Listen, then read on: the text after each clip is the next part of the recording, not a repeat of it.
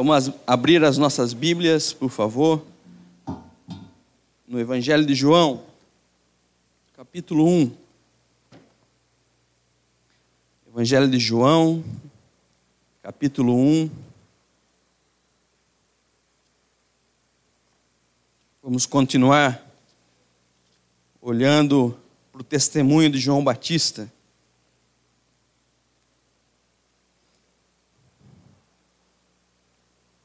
João capítulo 1, versículos 29 a 34.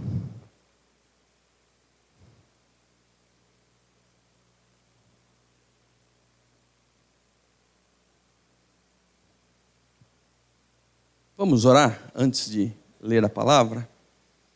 Pai querido, obrigado, Senhor. Obrigado por esse dia que o Senhor está nos dando.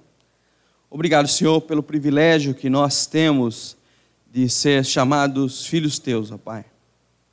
Obrigado porque um dia o Senhor entregou o seu Filho amado naquela cruz para que pudéssemos ter vida, Senhor. E nós te louvamos por isso. Que o Senhor fale aos nossos corações através da tua santa palavra e que nós possamos, Pai, crescer e amadurecer praticando a tua palavra, Senhor. Pai, fale conosco, no nome de santo de Jesus. Amém. Eis o Cordeiro de Deus que tira o pecado do mundo. Eis o Cordeiro de Deus que tira o pecado do mundo.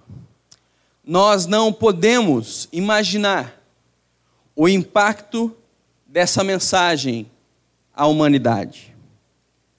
Nós não conseguimos medir o tamanho, a profundidade dessa mensagem.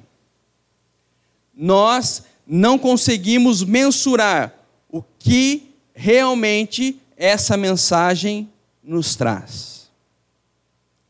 Aqueles que creram nessa mensagem e aceitaram, as suas vidas foram transformadas. Existiu o começo de uma nova vida, um divisor de águas, onde nós éramos condenados à morte eterna e passamos a ter a vida eterna. Essa mensagem é um escândalo para algumas pessoas, porque quando a pessoa entende e recebe essa mensagem, a vida das pessoas mudam de uma maneira tão grande que as pessoas mudam a maneira de que pensam a respeito da fé, a respeito do que vem e como vem a Deus. As suas experiências espirituais mudam, porque a mensagem do Cordeiro de Deus que tira o pecado do mundo, ela é tão impactante e tão transformadora que é escândalo para alguns. Essa é a mensagem que João Batista pregava ao povo de Israel. O versículo 29 do capítulo 1, que nós vamos ler, diz assim: no dia seguinte, João viu Jesus aproximando-se e disse: vejam, é o Cordeiro de Deus que tira o pecado do mundo. Esse é aquele a quem eu me referi, quando disse: vem depois de mim um homem que é superior a mim, porque já existia antes de mim. Eu mesmo não o conhecia, mas por isso é que vim batizando com água, para que ele viesse a ser revelado a Israel. Então João deu o seguinte testemunho: eu vi o Espírito descer dos céus como pomba e permanecer sobre ele. Eu não o teria reconhecido se aquele que me enviou para batizar com água não tivesse dito: aquele sobre quem você vir o Espírito descer e permanecer, este é o que batiza com o Espírito Santo.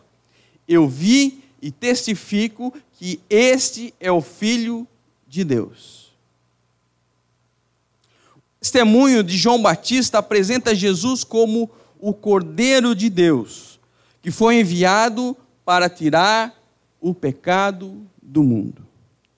O testemunho de João Batista apresenta Jesus como o Cordeiro de Deus que foi enviado para tirar o pecado do mundo. O primeiro ponto que nós vamos ver nessa noite é que o Cordeiro de Deus é quem tira o pecado do mundo.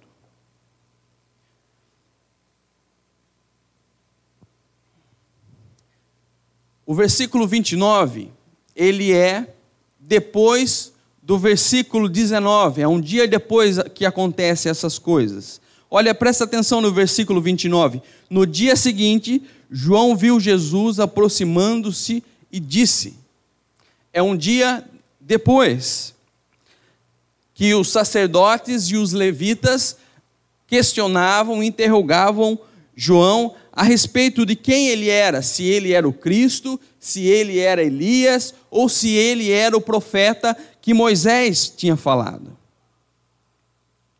É interessante que nós precisamos prestar muita atenção e pensarmos na maneira que aqueles homens, aqueles judeus, pensavam a respeito da imagem do Cordeiro. A imagem do Cordeiro, para eles, de uma maneira era impactante e de uma outra maneira era comum. Porque desde Gênesis, quando Deus expulsa Adão e Eva do paraíso, ele sacrifica um animal para dar roupas para Adão e Eva, peles para Adão e Eva. A ira de Deus, que era para cair sobre Adão e Eva e matá-los, sobrecaiu sobre um animalzinho. O primeiro sacrifício contado pela Bíblia.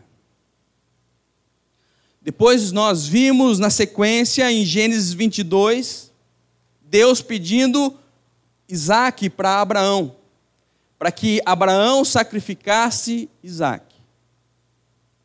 E no momento que Abraão ia fazer isso, Deus disse, pare. E Deus providenciou um cordeiro para o sacrifício de Abraão. Isso era muito comum para o povo de Israel. Eles conheciam o Antigo Testamento. Eles sabiam de todos esses detalhes. O cordeiro era uma figura muito importante na vida deles. Também no Êxodo, quando Deus pede para que os judeus cingissem as portas com o sangue do cordeiro. Porque ele iria passar e sacrificar os primogênitos. O texto vai dizer em Êxodo que ele, vendo o sangue, ele passaria por cima. Ele não entraria naquela casa e não sacrificaria ou mataria o primogênito daquela casa. Isso significa um memorial tão grande que até hoje nós lembramos disso, que é o relato da Páscoa. Este relato mostra para os judeus uma ilustração sobre a redenção que seria realizado por Cristo na cruz. Sem falar dos rituais no templo. Era comum para eles. Então, o versículo 29 diz, eis o Cordeiro de Deus que tira o pecado do mundo. João estava dizendo isso. João estava dizendo que o Cordeiro de Deus veio para libertar o povo. Lembram, irmãos, não sei se vocês se lembram da última mensagem, que o povo estava esperando por um libertador. Eles eram oprimidos pelo Império Romano. Eles estavam aguardando o Messias. Eles estavam aguardando o leão da tribo de Judá. E aparece o Cordeiro. E aparece o Cordeiro. João está dizendo que o Cordeiro veio para libertar o povo. O Cordeiro de Deus. Irmãos, nós precisamos lembrar de uma coisa importante. Que o homem, Adão e Eva, viviam em plena comunhão com Deus. Em plena harmonia. Era um lugar, um mundo perfeito. Tudo era perfeito. Eles não tinham necessidades que nós temos hoje, necessidades físicas, espirituais. Deus supria tudo para eles. Não havia fome, não havia motivo para eles temerem qualquer coisa. Não havia mato, espinhos no jardim. A relação entre marido e mulher de Adão e Eva era perfeita. Eles viviam em perfeita harmonia, em perfeita comunhão. Não havia problemas conjugais com eles. Não havia brigas, ciúmes, vaidades. Não havia palavras ásperas. Não havia medo, culpa, desentendimento. Não existia ansiedade, não existia depressão ou nenhum tipo de vício.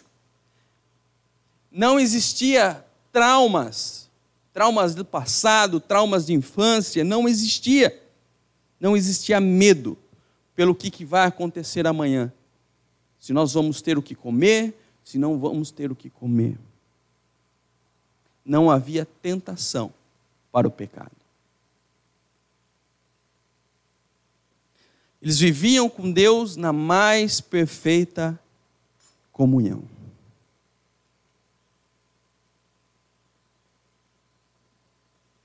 Irmãos, mas como nós sabemos, isso não durou muito tempo.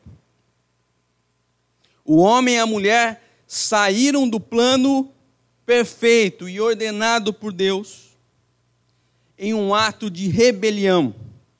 Em um segundo, tudo que era perfeito, harmonioso, caiu por terra. Toda a beleza daquele lugar, daquele mundo, foi afetado pelo pecado. Definitivamente. Em um instante, medo, culpa, vergonha se tornaram o padrão das experiências humanas. Pessoas que viviam em perfeita harmonia agora acusam, enganam e brigam. As pessoas começaram a desejar o que é mal.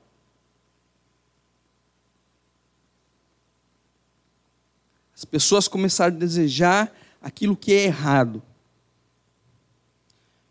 E passaram a não mais a se submeter a Deus, mas às suas vontades, o seu egoísmo, os seus desejos. O pecado alterou cada pensamento, cada desejo, cada palavra, cada ação. Depois de sabermos tudo isso, do nosso estado caído, depravado, precisamos olhar para o Cordeiro de Deus que tira o pecado do mundo. Nós precisamos olhar para Ele. Deus, através de Jesus, está cumprindo o seu plano. Deus fala docemente sobre sua soberania. Tenha esperança. Eu estou no controle. Eu sou o Cordeiro de Deus que tira o pecado do mundo. Deus, irmãos, Ele não é somente soberano, mas Ele é abundante em graça. Imediatamente, depois que Adão e Eva desobedeceram Ele, Deus deixou claro que Ele faria mais do que castigá-los. Lembra que Deus castiga Adão e Eva? Ele enviaria a semente da mulher, Gênesis 3,15, Jesus, o Cordeiro de Deus, para derrotar, pisar na cabeça da serpente e promover a redenção do seu povo. Sabe qual foi a resposta de Deus para a rebeldia do homem? Graça. Graça. Essa graça tira o homem do lamaçal do pecado. É dessa graça que vem o perdão dos pecados através da morte e ressurreição de Jesus Cristo.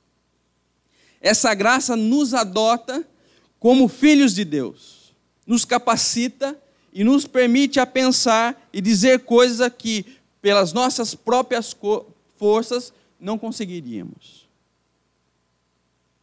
Essa graça, irmãos, nos transforma. Nos transforma. Transforma o nosso estado de mortos eternamente para vivos eternamente. Somente aqueles que são conscientes dos pecados podem realmente entender a graça. Somente aquela pessoa que olha para si, se olha no espelho e vê o quão mal, o quão vil que nós somos, somente essa pessoa pode entender a graça. Porque essa pessoa vai pedir perdão, vai se humilhar perante o Senhor. Pedir para que Ele o ajude naquele momento. A nossa única e verdadeira esperança é que a graça de Deus transforma os nossos corações e faz uma revolução radical em nossas vidas. Pare para pensar. O que Deus fez na vida de vocês? O que Deus fez na minha vida? E o que Deus faz nas nossas vidas? Se não fosse pela graça.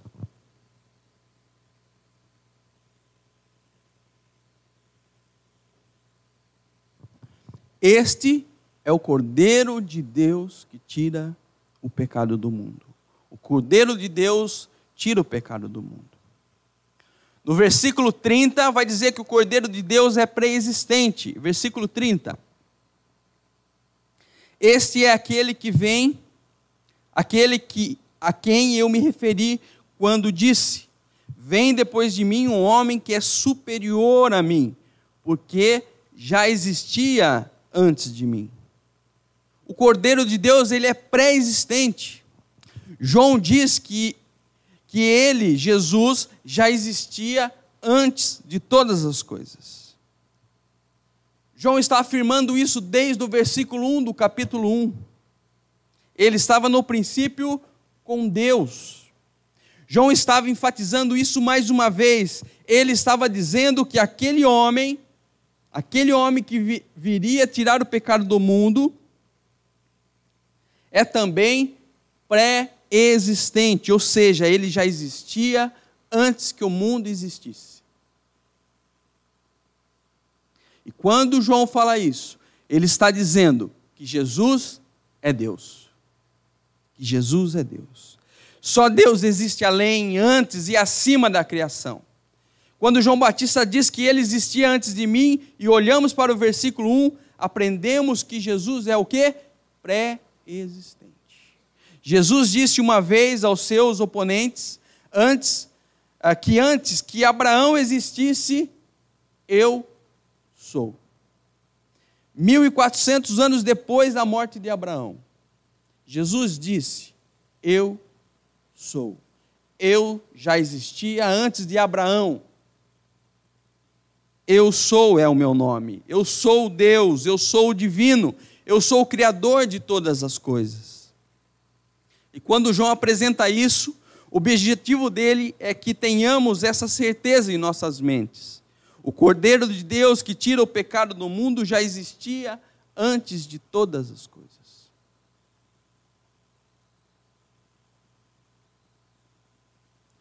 João diz que ele era superior a ele, porque ele já existia antes dele, antes de nós. Por isso, irmãos, nós precisamos nos submeter a esse Deus. Nós precisamos entregar definitivamente as nossas vidas a esse Deus que sempre existiu, a esse Senhor, o Senhor das nossas vidas. Nós precisamos decidir o que queremos das nossas vidas, se nós queremos realmente esse Deus para nós. Uma vida centrada nas suas vontades, em seus desejos, não nas nossas vontades, nos nossos desejos. Uma vida centrada no Criador de todas as coisas. uma vida que faz de tudo para não pecar contra Deus. O que nós vamos decidir? Nós vamos continuar pecando, ou nós vamos decidir olhar para Cristo, o Cordeiro de Deus, e ter uma vida diferente, uma vida transformada, debaixo da graça e da misericórdia do Senhor? O que nós vamos decidir? Ele é o nosso Senhor, Ele nos comprou por alto preço. O sacrifício do Cordeiro foi definitivo, foi para sempre. Nós não devemos ter esperança alguma nas coisas desse mundo, nas coisas aqui dessa terra, desse sistema. Mas a nossa esperança, a nossa alegria, a nossa vida precisa estar enraizada no Senhor. Nossas vidas precisam ser transformadas dia a dia. Dia a dia. Há quanto tempo as nossas vidas têm sido a mesma? Há quantos meses, há quantos anos as nossas vidas não mudam? É a mesma, eu continuo lidando com os mesmos pecados. Eu não melhoro, eu não avanço, eu não cresço, eu não amadureço. Infelizmente, existem muitos crentes que entendem Jesus somente como o Salvador dele. Mas nunca entendem e aceitam, entregam as suas vidas a Jesus como seu Senhor. Senhor soberano das suas vidas. Muitas pessoas dizem que ainda preciso consertar algumas coisas antes de me entregar realmente a Cristo.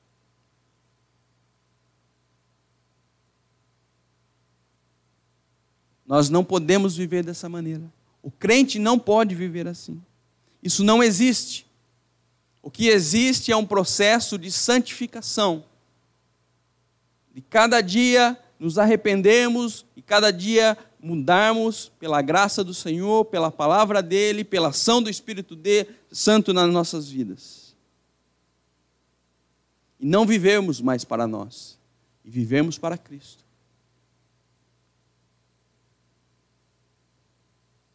Não sei se os irmãos conseguem compreender o tamanho, a importância desses versículos.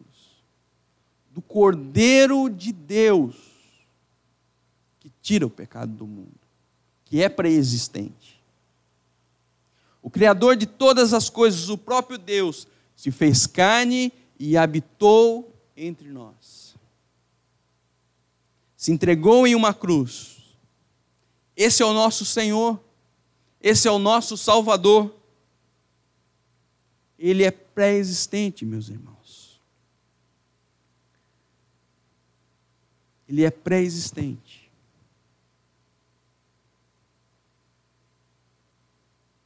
Os versículos 31 a 33, ele vai dizer que o Cordeiro, ele batiza. Eu mesmo não o conhecia, versículo 31. Mas por isso é que vim batizando com água, para que ele viesse a ser revelado a Israel. Então João deu o seguinte testemunho: eu vi o Espírito descer do céu como pomba e permanecer sobre ele. Eu não o teria reconhecido se aquele que me enviou para batizar com água não tivesse dito: aquele sobre quem você vira o Espírito descer e permanecer, esse é o que batiza com o Espírito Santo. Se referindo a Lucas, capítulo 3, aquela cena onde Jesus estava nas águas,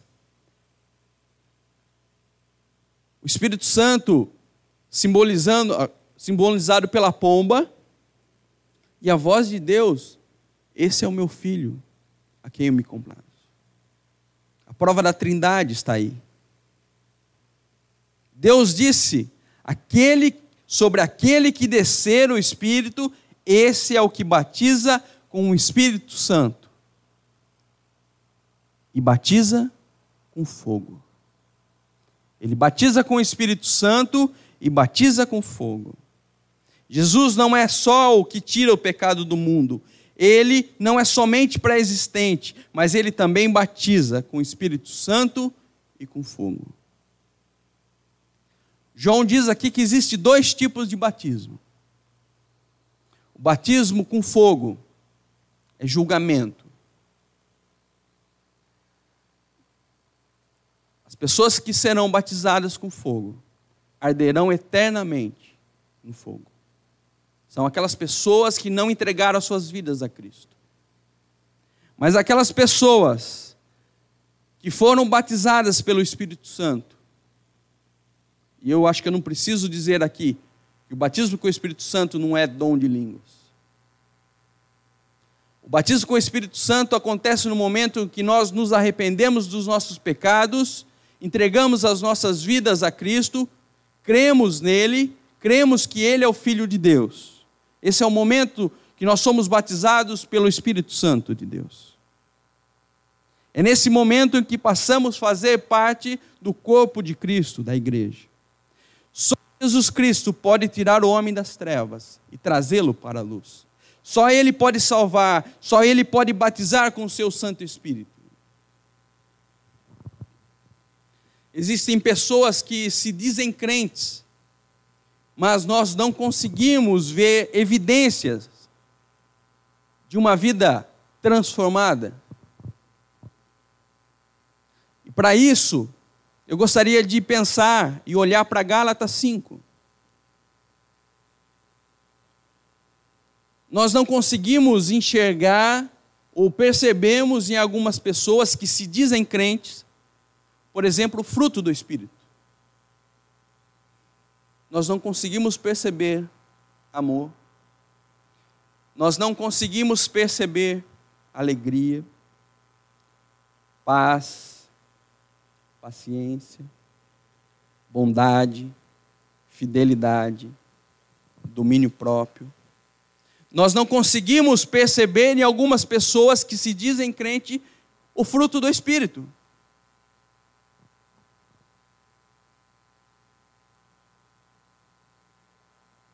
Nós não precisamos de experiências arrebatadoras, emocionais, revelações, profecias. Nós não precisamos de nada disso, porque nós já temos o Espírito Santo. E a maior coisa que nós podemos pensar e ter para as nossas vidas, o maior valor que nós temos é um Cristo que foi pregado numa cruz, que entregou a sua vida em favor das nossas vidas. Era para nós estarmos lá. O castigo era para nós. E ele se entregou e ressuscitou ao 3º dia. Não preciso de mais nada, meus irmãos. Não preciso de mais nada. Esse é o meu Senhor. Será que o fruto do Espírito está em você? Será que a tua esposa vê o fruto do Espírito em você? Seu filho? Seu marido? Será que as evidências do fruto do Espírito estão presentes na sua vida? No versículo 25 do capítulo 5 de Gálatas, Paulo fala assim: se vivemos pelo Espírito, andemos também pelo Espírito. Esse é o Cordeiro que batiza. Esse é o Cordeiro de Deus que batiza.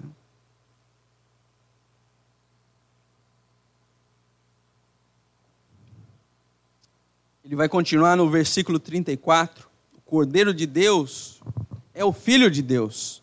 Versículo 34. Eu vi e testifico que este é o Filho de Deus.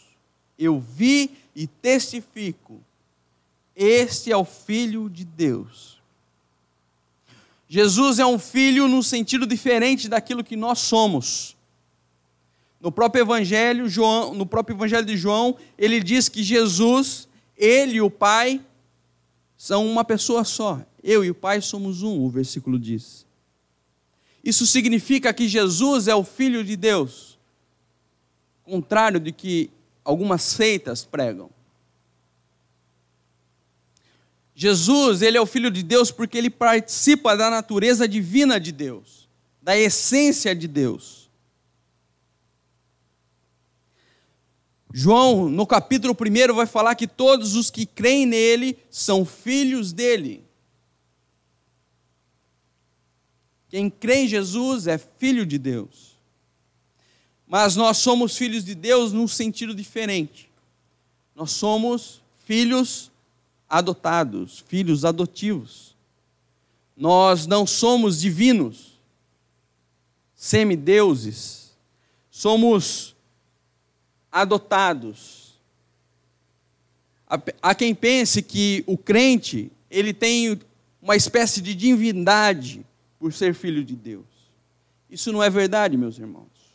O que a Bíblia ensina é que quando cremos em Jesus, nos tornamos filhos adotivos dele.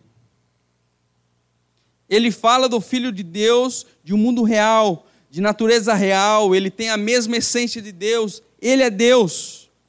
É Jesus Cristo, o Cordeiro de Deus, o Filho de Deus, ele é o próprio Deus, a segunda pessoa da Trindade. Então nós vemos até aqui João Batista cumprindo a missão. Ele está apresentando Jesus Cristo como Filho de Deus. João, nos textos seguintes, vai dizer: quem tem Jesus tem a vida, mas quem não tem o Filho de Deus não verá a vida, mas verá a ira de Deus. Essa pessoa que não tem a vida será batizada no fogo eterno, que queimará para sempre. Esse é o testemunho de João. É importante para olharmos para as nossas vidas, olharmos para essa mensagem, olharmos para as nossas vidas e perguntar: nós realmente conhecemos o Cordeiro de Deus? Ele já tirou o meu pecado? Quando eu peco, eu busco a sua face, eu busco me acertar, mudar de vida, mudar o caminho.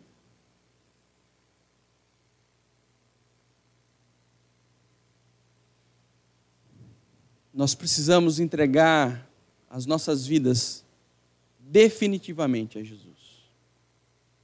Nós precisamos mudar o rumo das nossas vidas.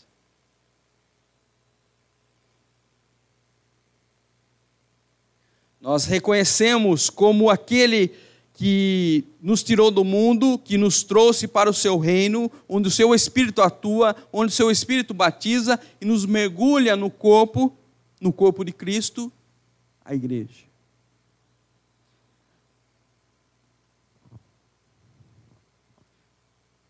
Nós temos que pensar seriamente nessas coisas. Eu me preocupo com textos conhecidos, que os crentes conhecem os textos de cor e passam batido por eles. Não meditam mais. Eles viram automático, não gera mais transformação de vida. Não colocam mais em prática, porque é um versículo tão banal, tão conhecido, tão antigo, que eu dizia esse versículo quando era criança na IBD. Nós precisamos tomar muito cuidado com isso. E precisamos olhar para essas verdades, que para nós parecem básicas, mas não são. Lembra? O Cordeiro de Deus que tira o pecado do mundo. Qual é o tamanho dessa mensagem nas nossas vidas? Paulo vai dizer em Romanos 10, 9, se você confessar com a sua boca que Jesus é o Senhor e crer com o seu coração que Deus ressuscitou dentre os mortos, você será o quê? Salvo. Isso significa que para que eu seja salvo, eu preciso ter essas verdades no meu coração. Então eu vou olhar para Jesus e vou dizer que Ele é o meu Senhor, que Ele é o meu Salvador. Eu vou confessá-lo perante os homens. Eu vou confessar, ter testemunho de uma vida transformada, de uma vida que não é conivente com esse mundo mais. Eu vou crer que Jesus Cristo ressuscitou entre os mortos. E vou crer que sou salvo por isso. Vocês creem nisso? Creem realmente nisso? Amém. Vamos orar então. Pai querido, a mensagem da cruz, Senhor, é tão importante para as nossas vidas, ou essencial para a nossa vida eterna, Pai. Obrigado, Senhor, porque o Senhor enviou Jesus Cristo.